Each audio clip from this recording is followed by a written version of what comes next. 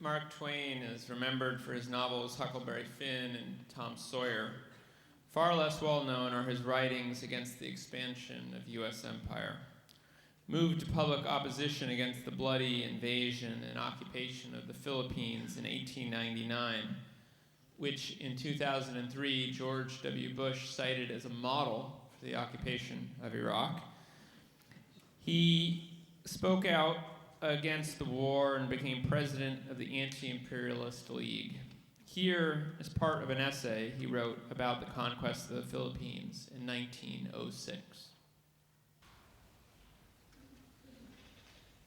This incident burst upon the world last Friday in an official cablegram from the commander of our forces in the Philippines to our government at Washington. The substance of it was as follows. A tribe of Moros, dark-skinned savages, had fortified themselves in the bowl of an extinct crater not many miles from Jolo.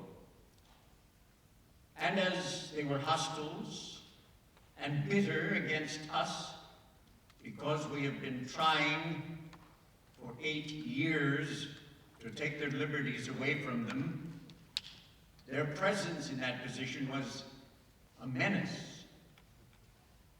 Our commander, General Leonard Wood, ordered a reconnaissance.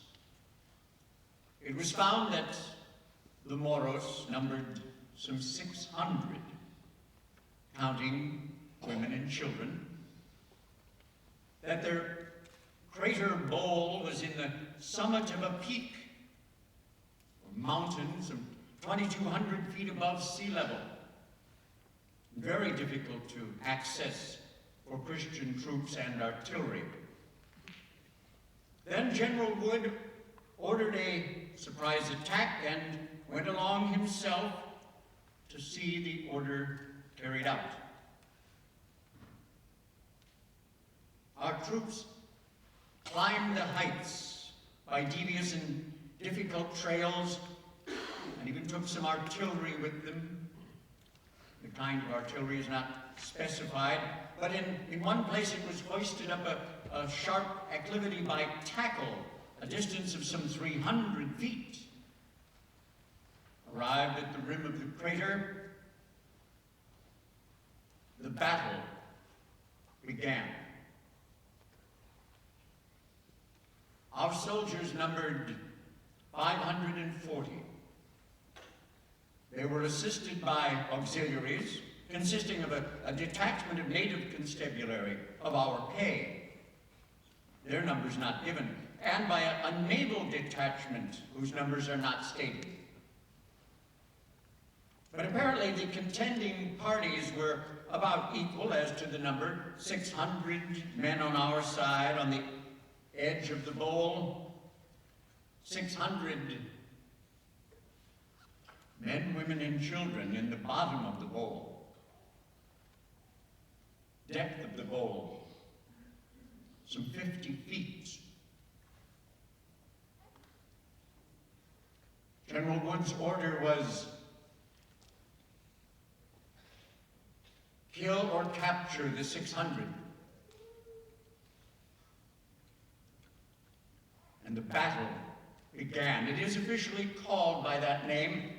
Our forces firing down into the crater with their artillery and their deadly small arms of precision, the savages furiously returning the fire, probably with brickbats, though that's merely a surmise of mine, as the weapons used by the savages are not nominated in the cablegram. Heretofore the Moros have used knives and clubs mainly, and also ineffectual trade muskets, and they've had any. The official report stated that the battle was fought with prodigious energy on both sides during a day and a half, and that it ended with a complete victory for the American arms. The completeness of the victory is established by this fact, that of the 600 Moros, not one was left alive. The brilliancy of that victory is established by the other fact, to wit that of our 600 heroes, only 15 were lost. So far as I can find out, there was only one person among our 80 millions who allowed himself the privilege of a public remark on this great occasion. And that was the President of the United States.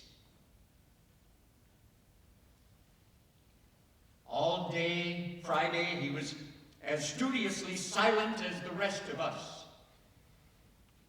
But on Saturday, he recognized that his duty required him to say something. And he took his pen and performed that duty. And this is what he said.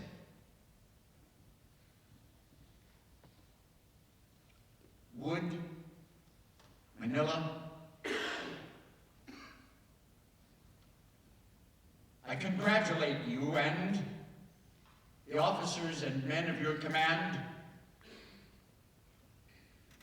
upon the brilliant feat of arms wherein you and they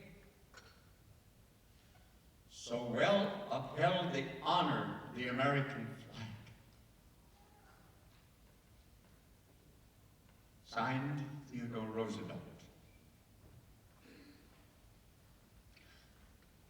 The next day's headlines blazed with American and Christian glory, like to the sun in its zenith.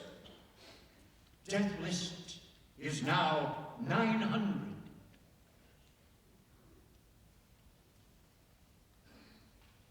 I was never so enthusiastically proud of the flag till now.